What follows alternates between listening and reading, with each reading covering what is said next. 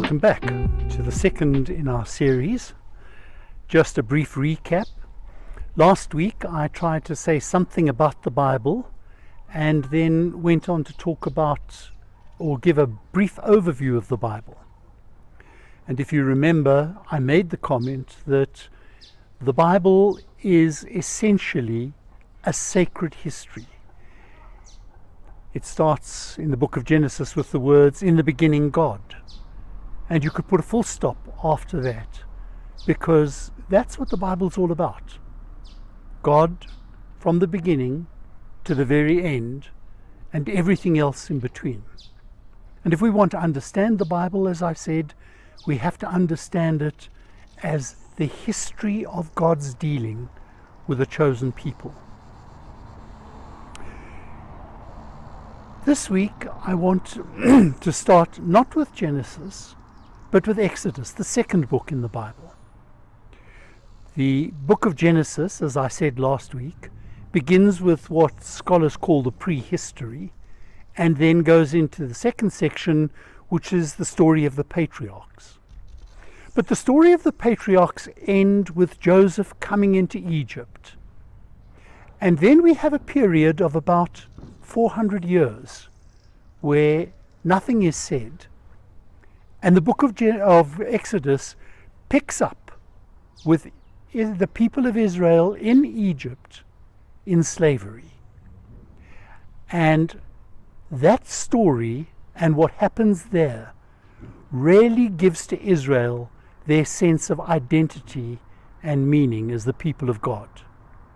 So let's just briefly look at it. The book of Exodus effectively has 6 parts. It starts with the story of the oppression of Jacob's descendants in Egypt.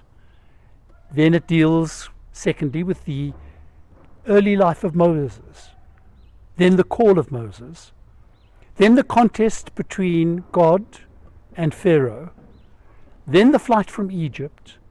And finally ends with a song of triumph after the people have crossed the Red Sea. I want to start with the second of those, the story of Moses. And less the story of Moses in Egypt, and you can read for yourself that bit of the story in the opening chapters. But I want to take us to the 3rd chapter of Exodus. It is the story of the burning bush, and as a critical story.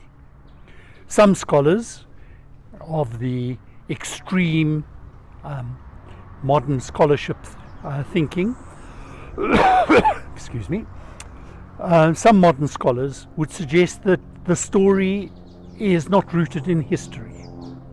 Walter Brueggemann, one of the leading Old Testament scholars in the world today, says it is probably one of the least disputable stories in the whole of the Old Testament, because he says it marks the turning point of so many things that it cannot but be rooted in historical event. And so let's look at the story of the burning bush. Moses has tried to liberate the people of Israel and ends up killing an overseer, which means that he is forced to flee for his life. And for the next 40 years, Moses lives among the people of Midian as a shepherd. And it's while he is shepherding his father-in-law's sheep that he comes upon a strange sight, a bush that is burning and yet somehow not consumed.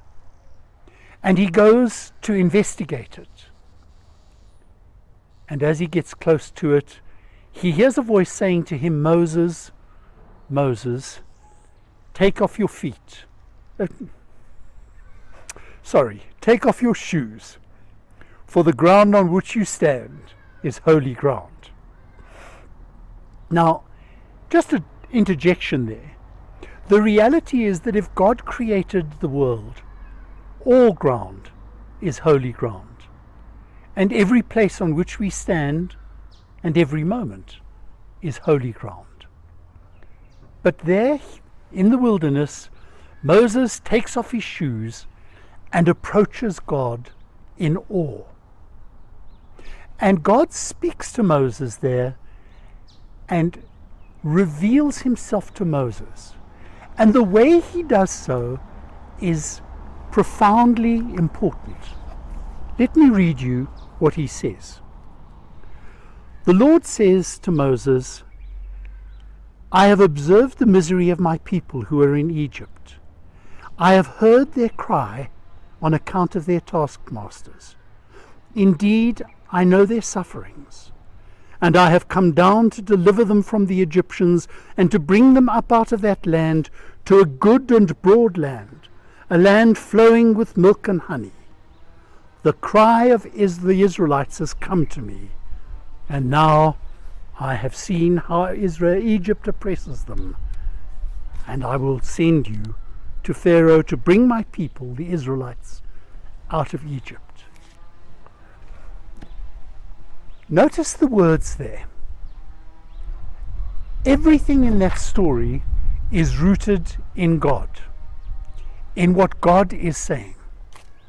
I have seen, I have heard, I have witnessed, I know, and therefore I will come down. Now, that revelation is a profound revelation and unique in a number of respects. The first respect is that God is not a God who is way up there. God is not a God of concepts or philosophy. He is a God of history who hears and sees and knows what is going on. And having seen and heard, it is God who acts in history. It is a unique understanding of the nature of God.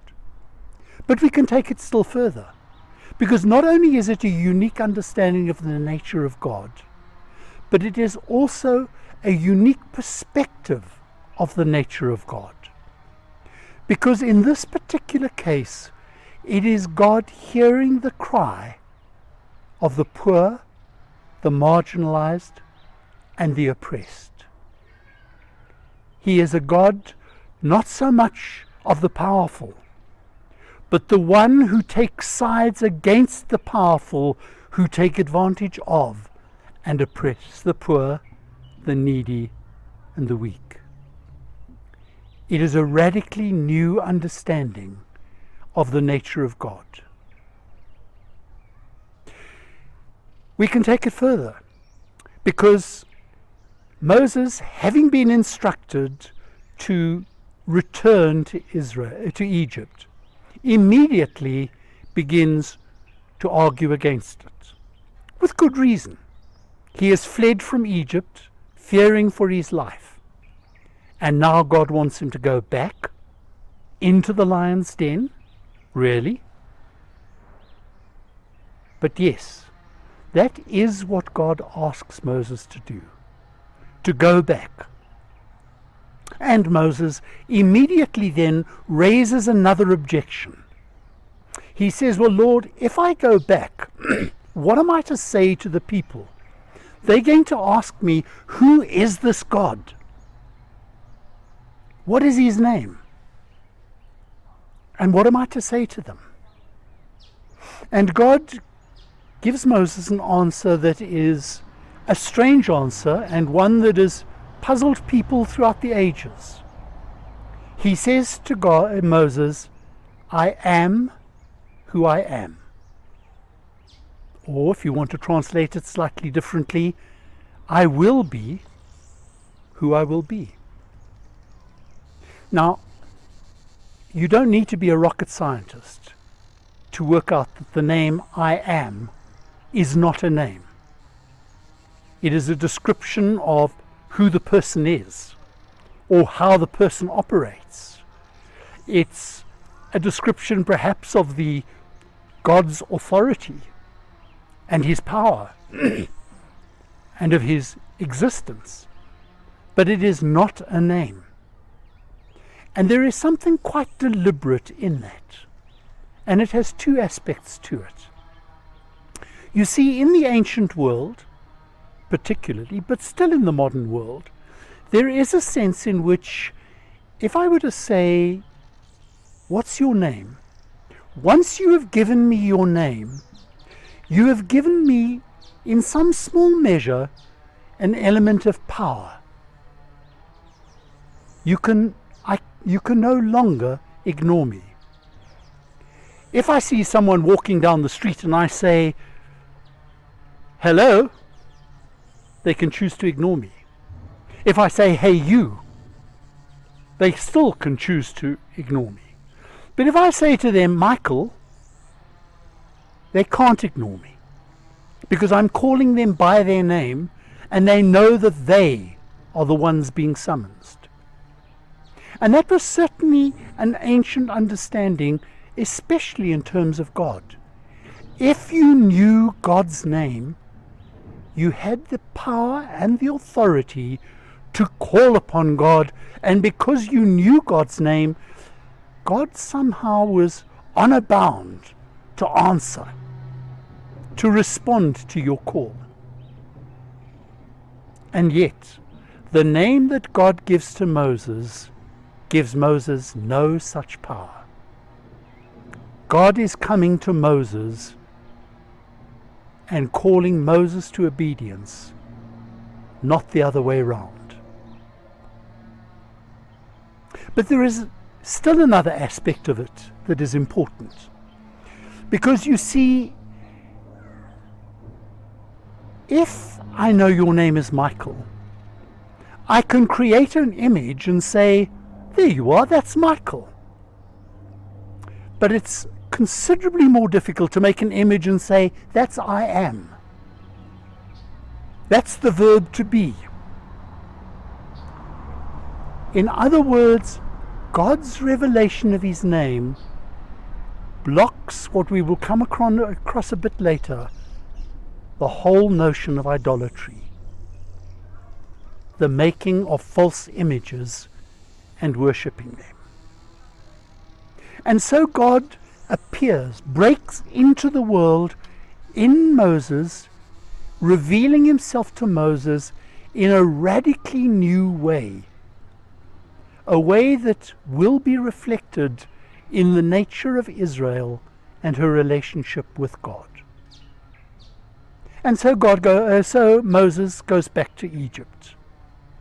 And then we come to that third part of the story where Moses confronts Pharaoh, where we are told God hardened Pharaoh's heart.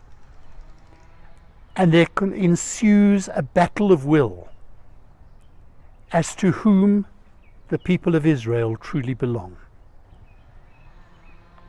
It's interesting, Moses goes to Pharaoh and asks Pharaoh, in the words God gives him, "Allow my people to go 3 days' journey into the wilderness in order that we may worship our God." Now I think that's interesting and it's significant, because the call of Israel is first and foremost a call to know God, to love God, and to worship God. Pharaoh is not willing and hardens his heart, and we have the plagues descending. And it has been suggested that God could have done it on the very first request. But perhaps there is a reason. Because Israel does not yet really know this God. And if they are to become God's special people, they need to know who they are dealing with. And so what unfolds in Egypt is a manifestation of God's power and authority over people, over nature, over life, until eventually Pharaoh, the greatest king in all the region, is reduced to abject terror, begging Moses to take the people of Israel and to get out of this place. Which is what happens. And they journey out and cross the Red Sea. In point of fact, scholars are fairly firmly convinced that the area that was crossed was not the Red Sea itself, but really a marshy area at the end of one of the arms of the Red Sea, the Sea of Reeds, as it was known. Whether or not it was the Sea of Reeds or the Red Sea itself is immaterial, because two things happen. The first thing that happens is that the Israelites coming to the sea are filled with fear, for it blocks their way. And Moses, under God's instruction, moves the sea back. Whether it was just simply the drying of the land with the ebb and flow of the tide, who knows? But the fact of the matter was that the Israelite people crossed as on dry land. And by the time the Egyptians, who by then had decided to give chase and destroy the Israelites, by the time they arrived on the scene, they bogged down and were drowned. The last scene in that initial Exodus story is the Song of Miriam, a song sung by Miriam, Moses' sister, and some of the others, a song of praise to God, who has cast down the chariots, who has overthrown the riders, who has rescued the people of Israel. It is unquestionably one of the oldest pieces of writing in the Bible. It dates almost certainly back to that original event when a song of praise was sung for the redemption of Israel and the journey into the wilderness began. With the crossing of the Red Sea, Israel leaves Egypt, at least physically, behind. Those who were in Egypt were probably quite a mixed bunch of people. They were a group of people enslaved, and appears in Egyptian writings as the Abiru, a Semitic grouping, rather than a people and a nation. Whether they saw themselves as groups of people or whether they were quite disparate, and some of the later evidence suggests that they were quite disparate tribes. They were brought out, and there in the wilderness began the process of becoming God's people, being welded together with a common identity and a common life in and with God. And all of this takes place in the wilderness area.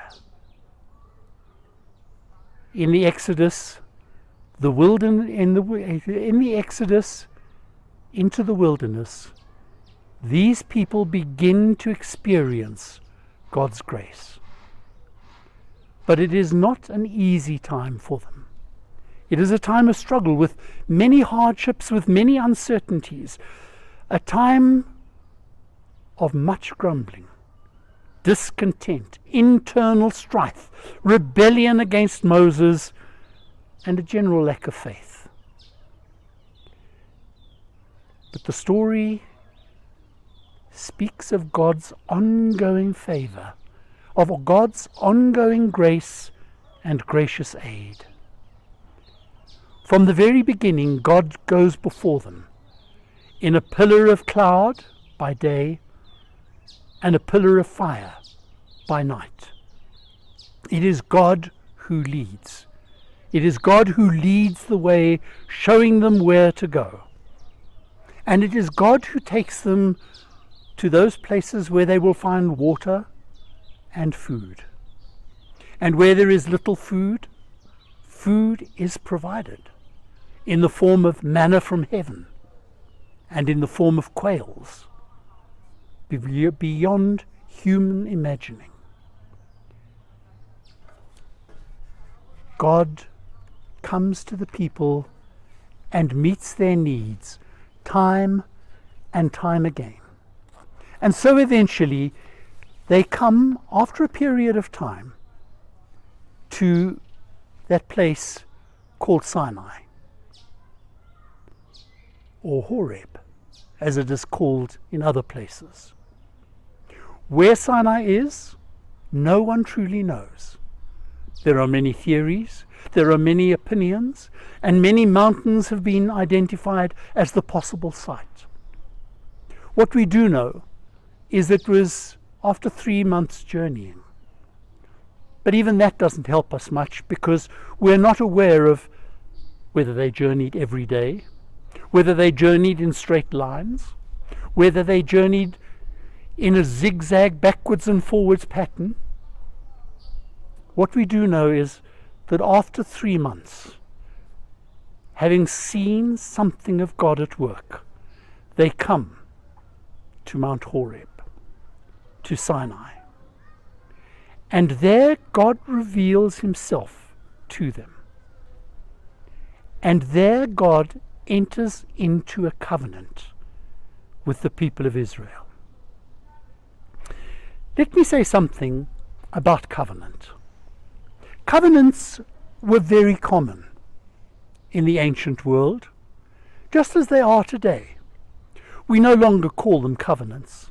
Today we would use the word contract. We have a contract. We enter into an agreement in which certain stipulations are made, in which both parties agree to certain things. And then, having entered into it, it is signed, sealed, and becomes effectively binding on both parties. Now, the nature of the covenant that Israel enters into with Moses was a covenant that scholars call the Hittite suzerainty treaty. It was a very common form of covenant. It was, interestingly, a covenant made between parties who were unequal in power. So it wasn't a covenant or a contract such as you and I would enter into. It was much more a covenant such as we find amongst the Hittite kings. A warlike warrior people who entered into covenants with neighboring tribes. Covenants where one held all the power and the other held none. And it is very interesting to see those covenants and to follow them, because the Hittite covenant treaties were fascinating in their structure. First of all, they began by recounting the might and power and glory of the Hittite king. Pages and pages of it, spelling out his wonder and his majesty. It then moved into a period of where it compared the king to the other side in very disparaging terms. And then said, if you want to enter into a covenant with me, then these are my requirements. You will do the following things.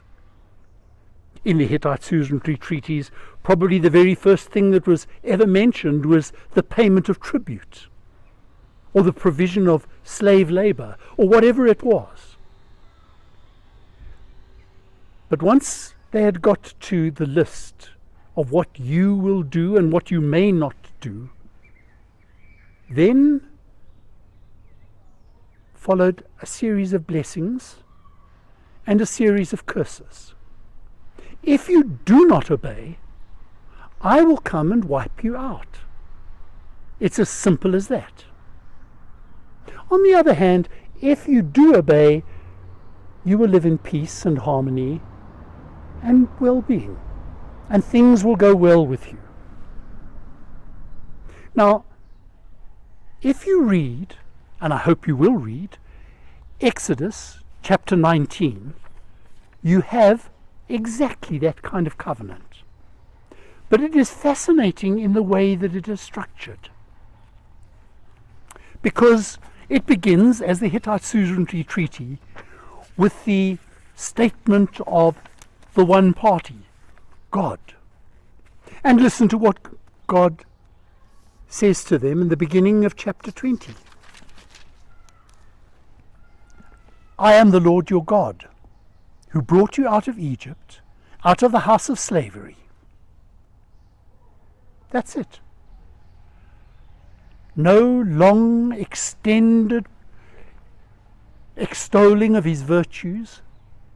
No spelling out of how great and marvelous he is, the creator of heaven and earth, the one who is Lord of everything and all-powerful and all-majestic, and I am the Lord your God, who brought you out of the land of Egypt, out of the house of slavery. That for God is all that needs to be said. What is he saying? He is saying, you yourself have seen how I have intervened in your life. You have seen my glory at work. You have seen my power. You have observed the way I have dealt graciously with you from the time in Egypt through these months in the wilderness. You know who I am. And then follow a series of commands. We call them the 10 Commandments. Although interestingly, depending how you number them, you can have more or less, or a different set of 10. But in effect, there are 3 groupings, if you want, within those 10 commandments. The first set of groupings relate very simply to relationship with God. You shall not have any other gods but me. You shall have no idols. You will not make idols of anything, nor bow down to them, nor worship them. And you will never take my name in vain. 3 simple, straightforward commands. Commands that most of us would say easy to keep, but in truth almost impossible. Because though we may say we have no other gods but God, the truth is we're very good, as was Israel, in creating idols, false gods. In the case of Israel, they were other gods that walked in the neighboring communities. They were idols. And we have come far beyond that. Or have we? There are still a multiplicity of religions in our world, and we have adherents to all of them. But perhaps the real danger of idols are the false idols we create. The idols of money, of power, of success, of popularity, of materialism, you name it. Political dreams, ideologies, all those isms. Idols abound in our world and in our lives. I remember Mark's father, John Speaker, used to say, "Show me your checkbook. Let me page through it and look at the used stubs. and I will tell you who your gods really are. In other words, what he was saying is, your checkbook tells you where your values are, where your passions are, where your heart is. And if it's in the acquisition of wealth, and in motor cars, and in big houses, and holiday cottages, well, that might well be a false idol that draws you away from obedience to God. So going back to the 10 Commandments, the first set of commandments deal with relationship with God. The second set of, or the third set of commandments, I will leave the second for a moment. The third set of commandments relate to relationships with each other. God cares about how we relate to others and what we do in our relationship with others. God cares about interpersonal relationships. God cares about our conduct and our behavior. You cannot have the one without the other. If we love God with all our heart, then we have to love our neighbor. They go together. And then in the middle, we have a strange commandment about the Sabbath, keeping the Sabbath holy. It's an interesting commandment because we're told that right at the moment of creation, God created the Sabbath and hallowed it. And here in the 10 Commandments, in between the relationship with God and with humankind, is repeated that commandment to honor and keep holy the Sabbath. Abram Heschel, whom I quoted in the first talk, was fond of saying, Jews do not keep the Sabbath keeps the Jews. Only by making holy space in our lives as an ongoing pattern of submission to God can we hope to maintain the kind of life in which we keep the commandments, to love God and to love our neighbor. Do read the book of Exodus, certainly the first 20 chapters, because it covers what we have done today. And we will pick up again next week. May God bless you as you read. May you hear God as you listen attentively and carefully. God bless you. Thank you for joining us for this week's session. We hope you enjoyed the video today. If you would like to be notified of when the next talk in this series is released, make sure to click subscribe for more updates. We hope to see you again next week. Take care and stay safe.